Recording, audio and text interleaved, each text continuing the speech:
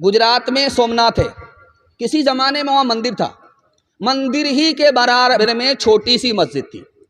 मंदिर तो आबाद था, मस्जिद वीरान थी, आज़ान भी नहीं, नमाज भी नहीं। तो एक गैर मुस्लिम नेता थे, उनका नाम था मुरारजी भाई देसाई।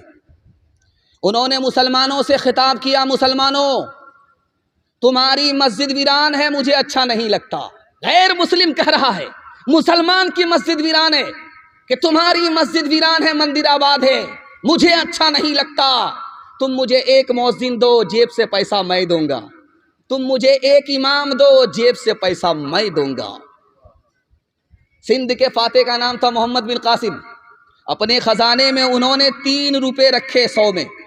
किसके लिए? मस्जिद के लिए नहीं, नई मस्जिद के लिए नहीं, पुरानी मस्जिद के लिए नहीं, बल्कि मंदिर के लिए रखा कि इस मुल्क में मैं मुसलमान बादशाह हूँ और मेरी हुकूमत में हिंदू भी है, मुसलमान भी है।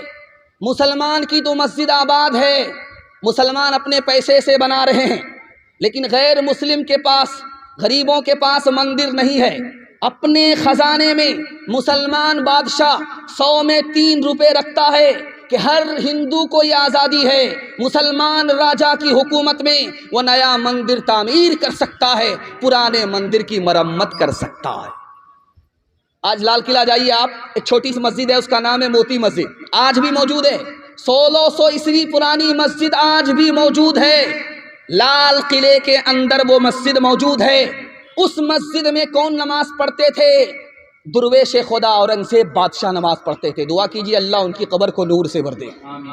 इमाम साहब मुसल्ले पर हैं, बादशाह आगे कहा, इमाम साहब वक्त हो गया, आप मुसल्ले पर बैठे हो, नमाज क्यों नहीं पढ़ाई? कहा मैं आपका इंतज़ार कर रहा था, आप बादशाह हो, आप आ जाओ, उसके बाद मैं नमाज पढ़ाऊँ।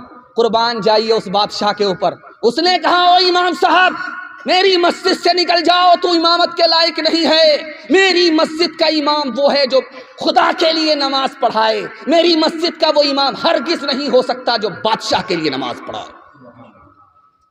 एक माइकल जैक्सन था, दुनिया का डांसर था, इतना बड़ा डांसर था कि उसका दावा था, अगर मैं डांस करूं मेरी मजलिस में मौलवी पंडित क्यों ना हो, वो भी हरकत में आ जाए। उसका इतना बड़ा दावा था। इतना पैसा कमाया कि बैंक वाले हाथ जोड़ करके खड़े हो गए, अब बैंक में तुम्हारे पैसा रखने की जगह नहीं है। इतना पैसा कमाया।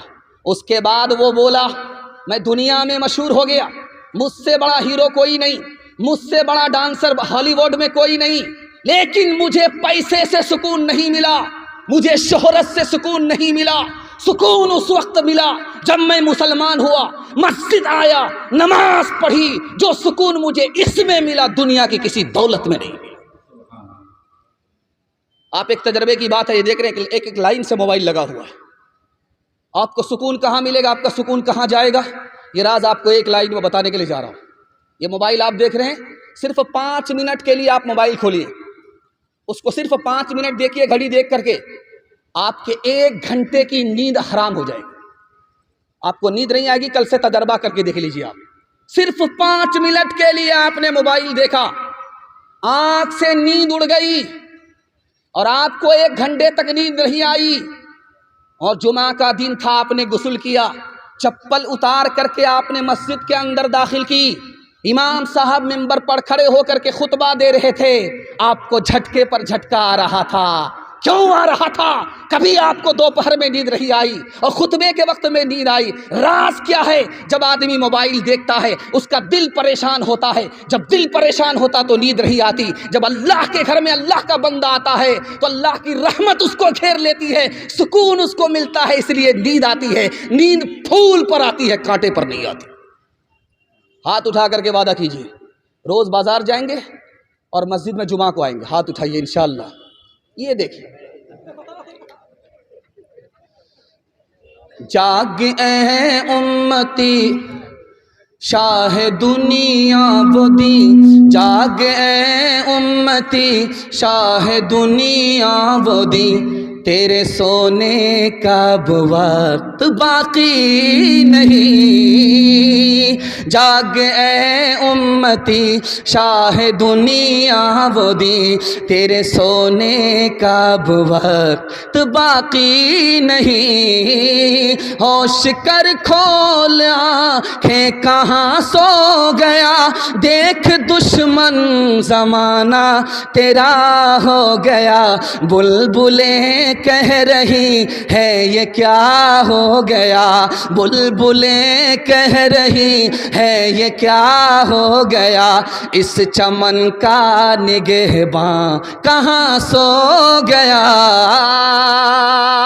ہاتھ اٹھائیے، وعدہ کیجئے جنازے کی نماز مسجد میں، ہاتھ اٹھائیے انشاءاللہ۔ یہ دیکھیں، ایک تو ہم ہاف پاگل ہیں، 12 بج جانے کے بعد بیٹھے، آپ فل پاگل ہیں، کنیا کے بھی ماموں ہیں دلہا کے بھی ماموں، دونوں طرف سے آپ کا ہاتھ اٹھ رہا ہے، لیکن میں آپ کو ٹھکانے لگا کر کے رہوں گا، 2-4 غلطی تو آپ کی معاف ہے، اگر اس سے زیادہ غلطی کی تو نماز جنازہ پڑھانے میں بھی دیر نہیں۔ تیسرا پیغام آپ کی خوبصورت سماعت کے حوالے آ رہا ہے، سننے کے لیے یہاں سے لے کر کے وہاں تک تیار ہیں؟ جوش کے ساتھ ہاتھ اٹھائیے انشاءاللہ۔ ایک بات یاد رکھیے، یہ جو بوتل آپ دیکھ رہے ہیں اس میں پانی ہے اور اس کے بغل ہی میں گلاس ہے، آپ کسی سے صرف گلاس مانگیے تو آپ کو صرف گلاس دے گا، پانی نہیں دے گا، اور اگر کسی سے بولیے کہ بھائی ہم کو پانی دیجئے تو گلاس خود بخود آ جائے گا۔ کبھی آپ نے غور کیا یہ راز کیا ہے؟ یہ راز یہ ہے کہ پانی گلاس سے بڑھ کر کے ہے، گلاس ذریعہ ہے، پانی مقصود ہے، پانی مانگیں گے تو گلاس خود بخود ملے گا، اگر گلاس مانگیں گے تو پانی نہیں ملے گا۔ دین دنیا میں بڑھ کر کے دین ہے، مقصود ہے، آپ دین مانگ لیجئے، اللہ مفت میں آپ کو دنیا دے دے گا۔ ایک بات خاص طور پر سنیے، کسی سے کام لینا ہے تو آپ اس کو پیسے کا لالچ دیتے ہیں، وہ آپ کا کام کر دیتا ہے، اور اگر آپ پاورفل آدمی ہیں تو اس کو دھمکی دیجئے وہ کام آپ کا کر دے گا، لیکن خدا کو آپ لالچ نہیں دے سکتے، اس کے پاس آپ سے زیادہ پیسہ ہے، خدا کو آپ دھمکی نہیں دے سکتے، خدا آپ سے زیادہ پاورفل ہے، ایک ہی کام خدا کے آگے کر سکتے ہیں، ہاتھ جوڑ لیجئے، دل کا ارادہ ہو گیا، توبہ کر لیجئے، اللہ آپ کی ہر حاجت پوری کر دے۔ ایک بات اور یاد رکھیے، مسلمانوں کا حال اتنا بگڑا ہوا ہے کہ آپ کو 2-3 نمونہ دکھانے کے لیے جا رہا ہوں۔ رمضان کا مہینہ آ گیا، دھوپ آ رہی ہے، پسینہ چھوٹ رہا ہے، 15 گھنٹے کا روزہ ہے، کیا بولتا ہے خدا کو بھوکا مار کر کے کیا ملتا ہے؟ گیا ایمان، اتنا خطرناک جملہ تھا کہ سینے سے ایمان چلا گیا۔ اس کے بعد کیا کہتا ہے، جب ایک بار مانگا نہیں ملا، دوسری بار مانگا نہیں ملا، تیسری بار مانگا نہیں ملا تو کیا کہتا ہے، ارے خدا سے کیا مانگتے ہو، مانگو بڑے پیر سے، خدا کا تو کام یہی رہ گیا، اس سے چھینو اس کو دے دو، اس سے چھینو اس کو دے دو، چلا گیا ایمان۔ تیسرا جملہ دکھانے کے لیے جا رہا ہوں، خدا انصاف نہیں کرتا، کسی کو اولاد دیتا ہے کسی کو اولاد نہیں دیتا، چلا گیا ایمان۔ ایک آدمی روکھی روٹی کھا رہا تھا اور اس کے ساتھ نمک اور چٹنی، اس پر کہا سبحان اللہ، ماشاء اللہ، الحمدللہ، بغل کا آدمی بولا کہ مرغا کھا رہے ہو، دھڑا دھڑ سبحان اللہ بول رہے ہو، یہ روکھی روٹی میں سبحان اللہ، ماشاء اللہ، الحمدللہ، اللہ کا اتنا شکر کر رہے ہو، تم لوگ تو اللہ کی عادت خراب کر دو گے، اس لیے تو ہمیشہ اللہ تعالیٰ تم کو روکھا سوکھا کھلاتا ہے۔ ہاتھ اٹھا کر کے وعدہ کیجئے، راحت میں باپ کو، مصیبت میں خدا کو یاد رکھیں گے۔ یہ دیکھیں پھر بھی ہاتھ اٹھا رہے ہے، غوث و قطب سب غلام اس خدا کے، نبی یا ولی ہو اسی سے ہے لیتے ہے، غوث و قطب سب غلام اس خدا کے، نبی یا ولی ہو اسی سے ہے لیتے، جسے چاہے دے دے جسے چاہے نہ دے، بنا دے وہ جس کا بنے گا مقدر، ہو اللہ اکبر، ہو اللہ اکبر، ہو اللہ اکبر، ہو اللہ اکبر، اسی کے ہے ہاتھوں میں حاجت روائی، اسی کے ہے بس میں یہ مشکل کشائی، اسی کو ہے حاصل یہ شان عطائی، ہوا ہے نہ ہوگا کوئی اس کا ہمسر، ہو اللہ اکبر، ہو اللہ اکبر ہو اللہ اکبر ہو اللہ اکبر۔ پیغام بڑی تیزی کے ساتھ نکل رہا ہے، اس لیے کہ آپ محبت سے سن لیں، اللہ اس محبت کو سلامت رکھے۔ چوتھا پیغام قرآن کے حوالے سے آپ کی خدمت میں آ رہا ہے، سننے کے لیے تیار ہیں؟ جوش کے ساتھ ہاتھ اٹھائیے انشاءاللہ۔ ماشاءاللہ گھبرانا نہیں ہے، دایاں بایاں ہو چلے گا، میں بھی آپ کی جگہ ہوتا سوال ہوتا میں بھی پھنس جاتا۔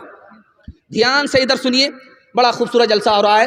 میں تو آپ کو گارنٹی کے ساتھ کہہ سکتا ہوں کہ یہ جلسہ دیالپور سے مگھیلی سے اچھا ہو رہا ہے۔ مگھیلی میں کیا ہے، تم چلو میں آ رہا ہوں تمہارے پیچھے، تم کو زیادہ دیر تک بیٹھنے نہیں دوں گا، یہ ہو سا تھا، لیکن آپ اطمینان سے بیٹھے ہیں، لوگ آپ کو اطمینان سے سنا رہے ہیں۔ اللہ اس جلسے کو قبول فرمائے، اس کی برکت سے ان جلسوں کو بھی قبول فرمائے۔ دھیان سے سنیے گا، سنانے کے لیے جا رہا ہوں۔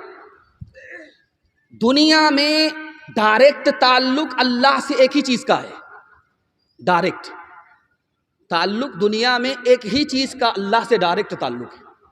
آپ کہیں گے خانہ کعبہ، نہیں، خانہ کعبہ سے بھی بڑھ کر کے وہ چیز ہے، آج بھی موجود ہے، ہر گھر کے اندر موجود ہے، ہر مسجد کے اندر موجود ہے، ڈائریکٹ اس کا اللہ سے تعلق ہے، اور خانہ کعبہ سے بڑھ کر کے ہے۔